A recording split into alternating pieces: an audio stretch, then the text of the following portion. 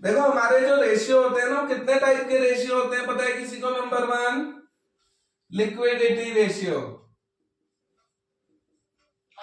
Liquidity ratio, इसमें दो ratio आते हैं, एक करंट रेशियो,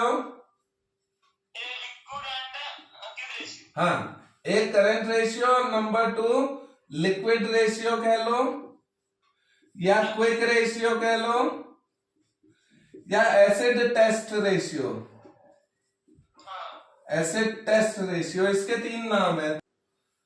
इन दोनों रेशियोज को करने के लिए आपको दो चीजें पता होनी चाहिए, एक करंट असेट्स क्या होती हैं और एक लिक्विड असेट्स क्या होती हैं। क्यों? क्योंकि जो करंट रेशियो है उसका फॉर्मूले में क्या होता है, करंट असेट्स ऊपर करंट लायबिलिटी नीचे। जो लिक्विड रेशियो होगा उसमें लिक्विड असेट्स ऊपर होंगी और करंट लायबिलिटी नीचे, यानी करंट लायबिलिटी तो दोनों के डिनोमिनेटर में है। देखो इसके भी डिनोमिनेटर में सीएल है, इसके भी डिनोमिनेटर में सीएल है, लेकिन फर्क किसका है? करंट असेट्स और लिक्विड असेट्स का। लिक्विड असेट कौन कौन से हुए? हाँ करंट असेट्स, देखो पहले आप करंट असेट्स को पहचानो, इनको तो आप अच्छी तरह पहचानते हो करंट असेट्स को, जैसे कैश हो गया, बैंक हो गया, बिल रिसीवेबल हो गया, डेटर्स हो गए, स्टॉक हो गया, प्रीपेड एक्सपेंसेस हो गए और एक्रूड इनकम हो गई। ये कुछ इंपॉर्टेंट करंट असेट्स हैं, ये सारी करंट असेट्स है ना। इसमें से दो करंट असेट को चिन्हित कर लेना, एक प्रीपेड एक्सपेंसेस और एक स्टॉक। ये दो जो है करंट असेट तो है, पर ये लिक्विड नहीं है, ध्यान रखना ये दोनों लिक्विड नहीं है। स्टॉक और प्रीपेड एक्सपेंसेस के अलावा बाकी सारी लिक्विड है, बस स्टॉक नहीं है, प्रीपेड नहीं है। बात आई समझ में? हाँ सर। क्यों नहीं है? देख कैसे लिक्विडिटी नहीं है, मेरे पास 1 लाख का स्टॉक रखा है, मैं क्या चाहकर किसी के घर रखवा दूं उसको कि भाई ये 1 लाख का स्टॉक तेरे पास आ गया, पैसे देता रहना, क्या ये बिक जाएगा? नहीं बिकेगा, ये अपनी मर्जी से बिकेगा, ये मेरे कहने पर नहीं बिकेगा, इसलिए ये लिक्विड नहीं है। प्रीपेड एक्सपेंसेस लिक्विड क्यों नहीं है, कोई समझाएगा? सर कौन से प्रीपेड एक्सपेंसेस को हम लिक्विड क्यों नहीं कहते हैं? सर पहले ही पेमेंट कर दी ना, वापस नहीं कर सकते। वेरी गुड, कि मैंने पहले से रेंट पे कर दिया, अब वो मुझे मालिक रेंट वापस नहीं करेगा, वो मुझसे कहेगा 1 महीना रहना है रह लो, पैसे वापस नहीं होते, तो पैसे रिफंड नहीं होंगे, इसलिए प्रीपेड एक्सपेंस। ये दो बस ध्यान रखने, ये लिक्विड नहीं है। तो मैं इसको दो तरीके से निकाल सकता हूं लिक्विड असेट्स को। एक तरीका तो क्या है, इनमें से छांट के cash, bank, bill receivable, debtor और एक्रूड इनकम को जोड़ दूंगा तो लिक्विड हो जाएंगी। इनको जोड़ूंगा ही नहीं, एक तरीका। दूसरा तरीका, अगर मुझे करंट असेट्स का टोटल दे रखा है ना, टोटल करंट असेट्स, यानी इसमें स्टॉक भी शामिल है, प्रीपेड एक्सपेंसेस भी शामिल है, तो मैं अगर करंट असेट्स में से दो चीजें घटा दूं, कौन कौन सी? एक स्टॉक और एक प्रीपेड एक्सपेंसेस, तो क्या ये लिक्विड असेट्स नहीं बचेंगी? करंट असेट्स में से अगर मैं स्टॉक और प्रीपेड एक्सपेंसेस दो चीजें हटा दूं तो क्या खाली लिक्विड असेट नहीं रह गई मेरी? हाँ सर, बिल्कुल, तो यही लिक्विड असेट्स हैं। हमें लिक्विड असेट दो तरीके से फाइंड कर सकते हैं, एक हम जोड़ के कर लें, एक टोटल करंट असेट्स में से, बस ये दो में से अगर एक भी दिया है वो घटा लो, दोनों दिए हैं दोनों घटा लो। तो ये बात तो हो गई लिक्विड की, लिक्विडिटी। दूसरा रेशियो देखते हैं हम इसमें, बिल्कुल लिक्विड। देखो इसका करंट रेशियो का जो आइडियल रेशियो होगा वो 2:1 होगा, का। और लिक्विडिटी का आइडियल होता है 1:1। लिक्विड रेशियो का आइडियल रेशियो 1:1 होता है और करंट रेशियो का आइडियल रेशियो 2:1 होता है। एक चीज और समझानी थी इसी आइडियल रेशियो में। आइडियल रेशियो का मतलब क्या हुआ कि अगर कहा है करंट रेशियो 2:1 होता है एक आइडियल रेशियो, इसका मतलब करंट रेशियो का फॉर्मूला क्या हुआ, current assets upon current liabilities. इसका मतलब अगर किसी की 2 लाख की करंट असेट है और 1 लाख की उसके पास करंट लायबिलिटी है तो 2:1 हो गया, नहीं हो गया? हाँ सर। ये आइडियल रेशियो है, आदर्श है, ठीक है। अगर ये कम हो जाता है, यानी अगर ये 1:1 हो जाए, 1:1 कैसे होगा, 1 लाख अपॉन 1 लाख से 1:1 हो जाएगा। चलो 1 नहीं, मैं इसको 1.5 कहता हूं। 1.5 लाख ये रह गया और 1 लाख ये रह गया, तो रेशियो कितना हो गया, 1.5:1। तो ये एक अच्छा रेशियो नहीं है। अगर रेशियो हो जाए 3 लाख और 1 लाख यानी 3:1, क्या ये अच्छा है? नहीं नहीं नहीं, देखो करंट असेट्स तो इसके पास बहुत है, 3 लाख रुपए की करंट असेट बहुत होती है। करंट असेट में सब कुछ शामिल है, कुछ कैश भी होगा, कुछ बैंक में भी होगा, कुछ बीआर भी होंगे, कुछ डेटर्स भी होंगे। तो टोटल अगर करंट असेट्स आपकी 3 लाख की हैं और करंट लायबिलिटी आपकी कुल 1 लाख की है, तो क्या आप अच्छे में नहीं चल रहे हो?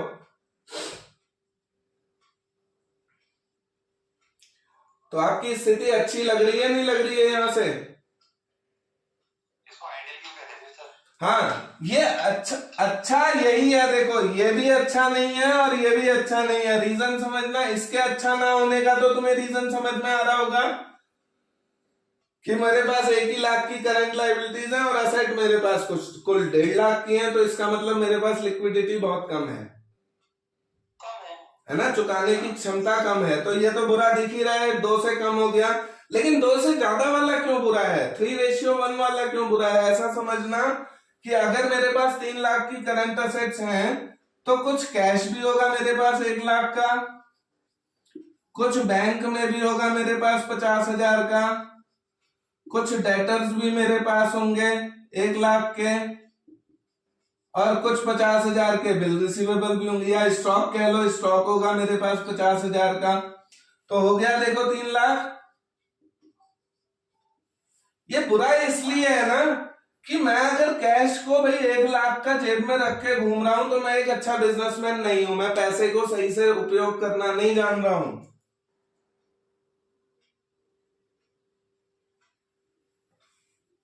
मेरे पास कैश में 1-1.5 लाख रुपए रखा पड़ा है, 1 लाख की मेरी लायबिलिटी है ना, और मेरे पास 1-1.5 लाख कैश रखा पड़ा है, तो ऐसी लायबिलिटी किस काम की मेरी, बताओ? है ना? तो या तो कैश का यूटिलाइज करना आना चाहिए।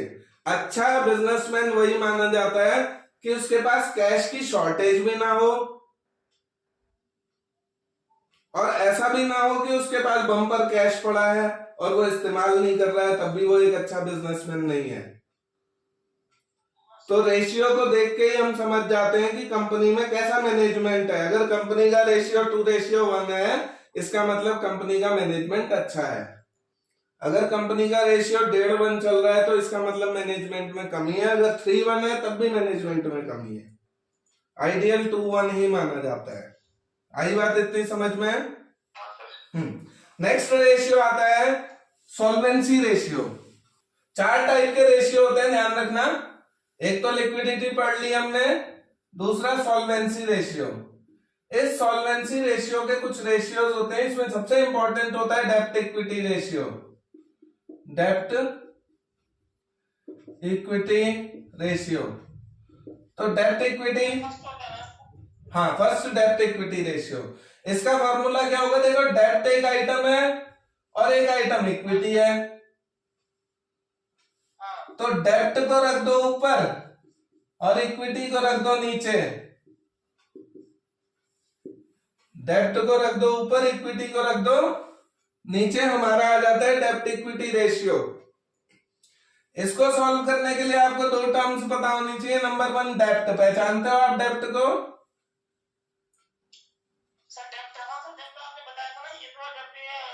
Second number, number 2, debenture, number 2, हाँ डिवेंचर। नंबर 1 इक्विटी होती है, नंबर 2 डेप्ट होता है।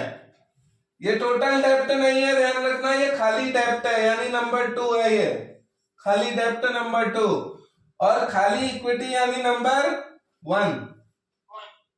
सर अगर खाली डेप्ट पूछेगा तो ओनली 2 ना? खाली 2 लोगे, अगर टोटल डेप्ट लेगा तब आप डेप्ट और थर्ड को 2 और 3 को तब जोड़ोगे आप सीएल को, जब टोटल डेप्ट कहेगा, टोटल डेप्ट। सर अगर 1 और 2 अगर पूछेगा तो फिर क्या मांगेगा उसमें? इक्विटी है? नहीं, ये कैपिटल एम्प्लॉयड, कैपिटल एम्प्लॉयड होती है 1+2, ओके ओके ठीक 1+2 कैपिटल एम्प्लॉयड, टोटल डेप्ट 2+3। अच्छा ये दो इंपॉर्टेंट टर्म्स इसमें ध्यान रखना डेप्ट इक्विटी रेशियो में। ये सॉल्वेंसी बताता है। सॉल्वेंसी का मतलब क्या हुआ कि कंपनी की फाइनेंशियल सिचुएशन कैसी है। कंपनी के पास डेप्ट है मान लो 2 लाख का, और इक्विटी शेयर्स उसके पास कुल 1 लाख के हैं। ऐसा क्वेश्चन आया भी था, अभी बीच में मैंने डिस्कस किया था, किसी कंपनी के पास डेप्ट है 1.5 लाख के और इक्विटी है 1 लाख की, और एक कंपनी, ये ए कंपनी है, ये बी कंपनी है। बी कंपनी की डेप्ट है 1.5 लाख के, डेप्ट का मतलब भी समझते रहना, नंबर 1 इक्विटी, नंबर 2 डेप्ट, यानी 1 लाख की तो इक्विटी है और 2 लाख की इसकी ए वाले के डेप्ट है। तो क्वेश्चन ये था कि इसको और इसको कंपेयर करके बताओ कि जो ए वाला है इसकी स्थिति कैसी है, इसकी स्थिति इससे कंपैरिजन में कैसी है बताओ। तो हमें क्या दिखाई दे रहा है कि जो इक्विटी है वो तो बराबर है 1 लाख, 1 लाख की। डेप्ट देखो, इक्विटी मान लो एक कंपनी तुम्हारी 1 लाख की इक्विटी तुमने भी इशू कर रखी है, 1 लाख की इक्विटी मैंने भी इशू कर रखी है। तुम्हारा डेप्ट है 1.5 लाख का, डेप्ट मतलब लोन, और लोन होता है एक बोझ सिर पर। तुम्हारा बोझ है कुल 1.5 लाख का, मेरा बोझ है 2 लाख का। कौन रिस्क में है, तुम ज्यादा रिस्क में हो या मैं ज्यादा रिस्क में हूं? हाँ, यानी मेरे पास ज्यादा लोन है तो मैं ज्यादा रिस्क में हूं, आपके पास कम लोन है आप कम रिस्क में हो। तो कहने का मतलब ये हुआ, इसमें आंसर क्या था, इसका आंसर ये था कि कंपनी ए जो है वो फाइनेंशियल रिस्क झेल रही है। क्या झेल रही है? फाइनेंशियल रिस्क है इसके सिर पे, रिस्क। हमें ये पता होना चाहिए क्या इक्विटी रिस्की होती है? बिल्कुल, इक्विटी में कोई रिस्क नहीं है। इक्विटी कंपनी के नजरिए से बिल्कुल भी रिस्की नहीं है। क्यों? मैंने कंपनी के शेयर इशू करे 10 लाख के, मुझे उनको डिविडेंड देना पड़ेगा, प्रॉफिट आएगा तभी तो दूंगा, अगर लॉस आ गया तो थोड़ी दूंगा उनको। हाँ, तो उन्होंने रिस्क, उन्होंने मेरे संग रिस्क झेलना है उन्होंने, तभी तो वो शेयर होल्डर हैं। तो रिस्क यहाँ बढ़ जाता है। रिस्क किसके सिर चला जाता है? पब्लिक के सिर रिस्क चला जाता है। पर जो ये डेप्ट होता है ना, ये डेप्ट जो है इसका बोझ बहुत बड़ा है। ठीक है, मैं कमा रहा हूं 50,000 और मुझे जो है 30,000 रुपए डिविडेंड भरना पड़ जाए या इंटरेस्ट भरना पड़ जाए तो मेरे लिए टफ है। कमाई हो अगर तो अच्छा है। तो रिस्क क्या होता है बिजनेस में? एक ही तो रिस्क होता है कि कमा पाऊंगा या नहीं कमा पाऊंगा। कमा लिया तो ठीक है, नहीं कमा पाया तो घर बेच के दूंगा, ये एक रिस्क होता है। तो ऐसी कंपनी फाइनेंशियल रिस्क को झेल रही होती है। ठीक है, डेप्ट अपॉन इक्विटी इसका रेशियो होता है, डेप्ट इक्विटी रेशियो। ये एक सॉल्वेंसी रेशियो होता है। और इसमें सॉल्वेंसी रेशियोज में एक और रेशियो होता है, क्या, कौन सा? इंटरेस्ट कवरेज रेशियो सुना है? इंटरेस्ट कवरेज रेशियो जो होता है, इंटरेस्ट हम कवर किससे करते हैं बताओ? ब्याज, ब्याज ही तो है। ब्याज को मैं कवर किस चीज से करता हूं? प्रॉफिट से। अगर मुझे प्रॉफिट होगा तभी तो मैं ब्याज लूंगा, तो मेरी ब्याज कवर किससे होती है? प्रॉफिट से। तो सोचने की बात है, नेट प्रॉफिट इसमें ऊपर आएगा अपॉन इंटरेस्ट पेड। एग्जाम्पल के लिए मान के चलो मैं 85,000 का मेरा नेट प्रॉफिट है और 20,000 मैंने ब्याज भरनी है, तो रेशियो कितना हुआ 2.5 रेशियो 1। इसको हम टाइम्स में कहते हैं, इसको हम 1 रेशियो में नहीं कहते, 2.5 टाइम्स में। और 2.5 टाइम्स एक बहुत बुरा रेशियो होता है इसका। 2.5 एक बहुत बुरा रेशियो है। क्यों है? क्योंकि ये नेट प्रॉफिट आफ्टर टैक्स नहीं है, net profit before interest and tax होता है। क्या होता है? Net profit before interest and tax. तो क्या होगा, मुझे इस नेट प्रॉफिट में ब्याज तो देनी ही देनी है 20,000 की, प्लस मुझे कुछ टैक्स भी तो देना है। तो 20 मान के चलो 20 ही मैंने टैक्स भी देना है, तो 20 40 तो मुझे देना है। और कमाया मैंने कितना है 50। इस 50 में मैंने 20 पहले ब्याज दूं और 20 का फिर टैक्स दूं, मेरे पास क्या बची? परफेक्ट जो रेशियो कम से कम 7 टाइम्स होता है। कितना? 7 टाइम्स कम से कम इसका रेशियो होना चाहिए। इसका मतलब अगर 20,000 की ब्याज तुमने देनी है तो आपके पास कम से कम 1,40,000 का प्रॉफिट होना चाहिए, तब आपके लिए ये ब्याज सूटेबल है 20,000 की। पहले मोटे मोटे रेशियो समझ लो। Number 1 liquidity ratio, number 2 solvency, number 3 होता है टर्नओवर रेशियो, या इसको हम एक्टिविटी रेशियो भी कहते हैं, टर्नओवर या एक्टिविटी। और चौथा रेशियो होता है प्रॉफिटेबिलिटी। हाँ, टर्नओवर। एक्टिविटी और टर्नओवर एक ही है।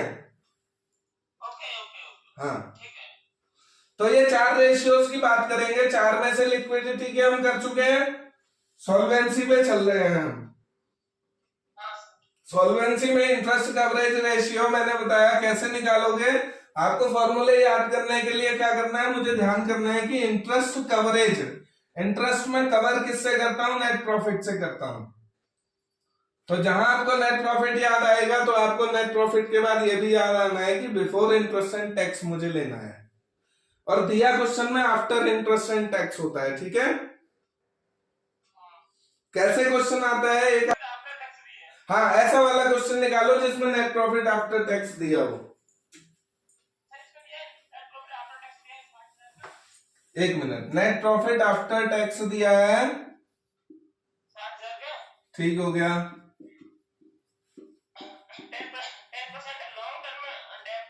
10% लॉन्ग टर्म डेप्ट है ये, कितने का? 10 लाख के हो गए। ठीक, और टैक्स रेट है 40%। ठीक है, क्वेश्चन समझ आया?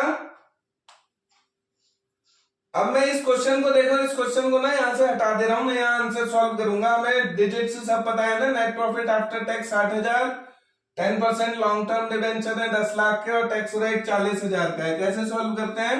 सबसे पहले मेरे को क्या मिलता है, देखो नेट प्रॉफिट बिफोर टैक्स मिलता है या नहीं? बिफोर इंटरेस्ट एंड टैक्स सबसे पहले ये वाला पैसा मैं कमाता हूं, net profit before interest and tax. इसमें सबसे पहले मैं क्या इंटरेस्ट पे कर देता हूं। इंटरेस्ट कितनी है? देखो ब्याज मुझे पता है 10 लाख के डिबेंचर थे और कितने परसेंट के थे ये?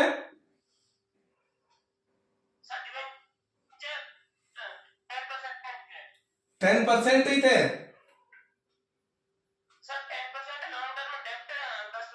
तो 10% का मतलब 1 लाख की ब्याज हो गई।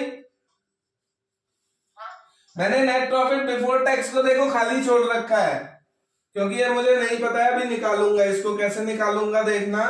मैंने इसमें से 1 लाख घटाया ब्याज, तो ये जो आएगा ये क्या आएगा? ये नेट प्रॉफिट आफ्टर इंटरेस्ट आएगा। क्या आएगा? इंटरेस्ट पे कर दिया ना देखो मैंने, तो अब ये बिफोर की जगह आफ्टर इंटरेस्ट हो गया। बट टैक्स अभी है ही है, बट बिफोर टैक्स है ये, बट बिफोर टैक्स। इतनी बात आई समझ में?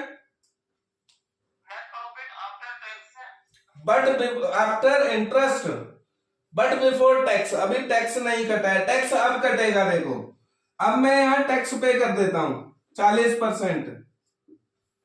तो ये टैक्स पे करने के बाद अब जो आएगा वो क्या आएगा, वो आएगा net profit after interest and tax.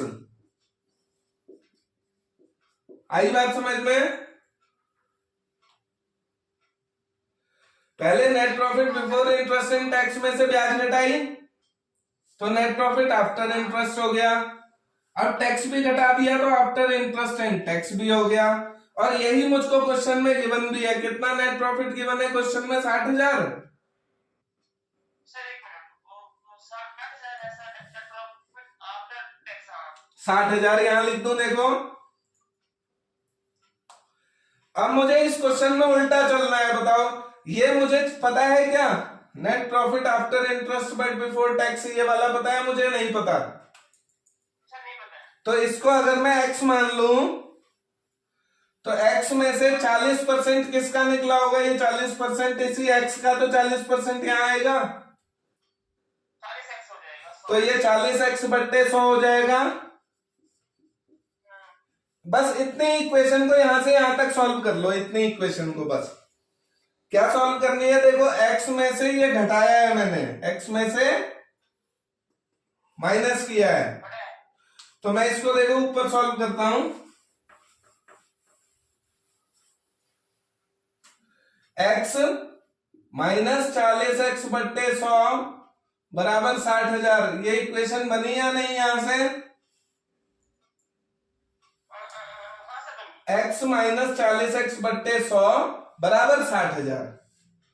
यहां से मैं x को सॉल्व कर लेता हूं। देखो 100x माइनस 40x बराबर 60,000।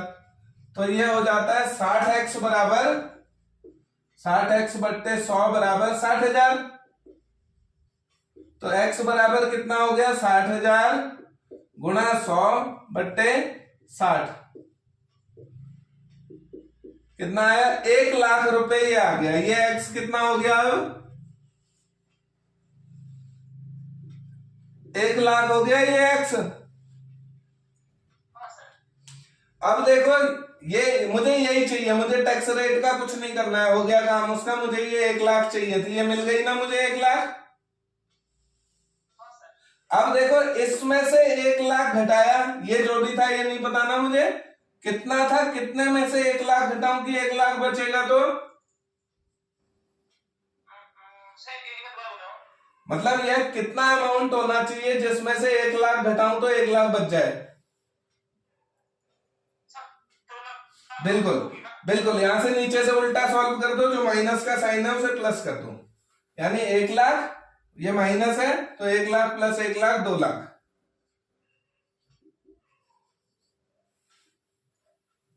तो हमारा net profit before interest and tax कितना आया? 2,00,000 का। यही मुझे चाहिए भी। और क्वेश्चन अगर आएगा पेपर में तो ये आपको नहीं दिया होगा, ध्यान रखना। आपको दिया ही होगा, आपको यहां से यहां पहुंचना है। आई बात समझ में? अब इसको मैं कैलकुलेट कर लेता हूं। देखो यहां पर इसको यहां ही कोने पर कर लो calculate. Net profit before interest and tax कितना है? 2,00,000 का बट्टे इंटरेस्ट पेड। इंटरेस्ट पेड कितना है? 1,00,000 का इंटरेस्ट था। देखो 2,00,000 रुपए कमा रहा हूं, 1,00,000 रुपए ब्याज भरनी है, 2 टाइम्स है। बहुत बुरा रेशियो है। आई बात समझ में इतनी? ठीक है।